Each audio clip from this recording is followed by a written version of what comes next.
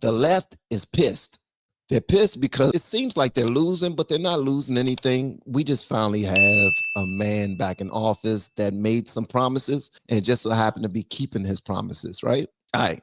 So when Gustavo Petro decided to, the president of Colombia, he said, nah, send that plane back. We not accepting a damn thing. Chest puffed up.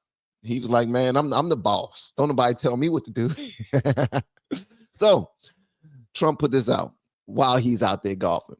I was just informed that 2 repatriation flights from the United States with a large number of illegal immigrants, illegal criminals, were not allowed to land in Colombia. This order was given by Colombia's socialist president, Gustavo Petro, who is already very unpopular amongst his people. Petro's denial of these flights has jeopardized the national security and public safety of the United States. So I've directed my administration to immediately take the following urgent and decisive retaliatory measures.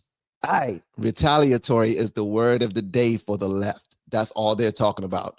And shout out to CNN, who reported heavily on Gustavo turning the planes around, but only mentioned like way late that we kick some ass. Okay. It says emergency 25% tariffs on all goods coming into the United States in 1 week.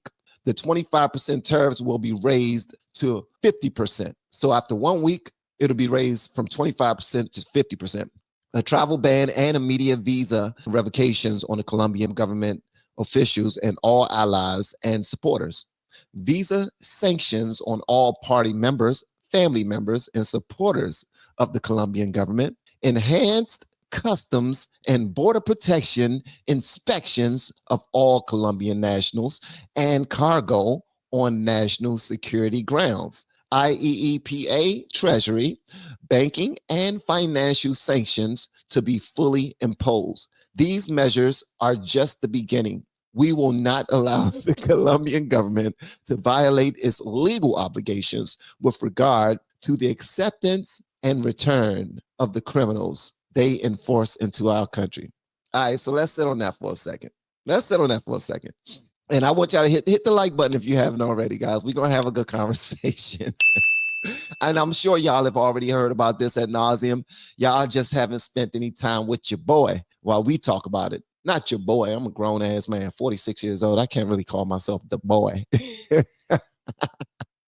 But, all right, so he put all of these tariffs on Colombia for trying to man up and tell us what he was not going to do. Gustavo Petro must have us completely effed up. All right? Now, so this happens, right? All right, so Trump sends the illegals back to Colombia. Colombia refuses the flights. Trump levels them with tariffs, the tariffs that the Democrats don't want him to hold on anybody because they call him a bully.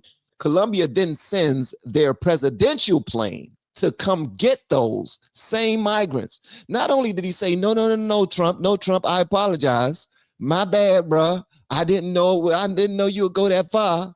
Go ahead and send them back. He didn't say use your fuel to send them back. He sent his presidential plane to come get them. He said, you know what? I don't want no smoke. This right here is what happens when you have a man in office. A man in office. Promises made, promises kept. Everybody suddenly realizes that the Democrats could have fixed this at any time and intentionally did not. They brought in everybody from everywhere around the world, told them they can come live here, told them they can build a new nation for their families here on American soil. Not only that, but we're going to fund you. We're going to put $350 in your pocket every week, $1,400 in your pocket every month. We're going to put a roof over your head. We're going to supply you with all the knickknacks that you need and a credit card so you can go spending and purchase whatever you need for you and your family while you're out and about. Some people were even pulling up in cars, bro. Some of these individuals, it was trying to turn them into voters. But this right here just goes to show you that you cannot mess with our country. A lot of people like to think that, oh, the United States think they're so big and bad. The United States think that they're better than everybody. We are. We are. And I say that as seriously as possible. If we weren't, then why is every single person around this world trying to come here to start a life for their families?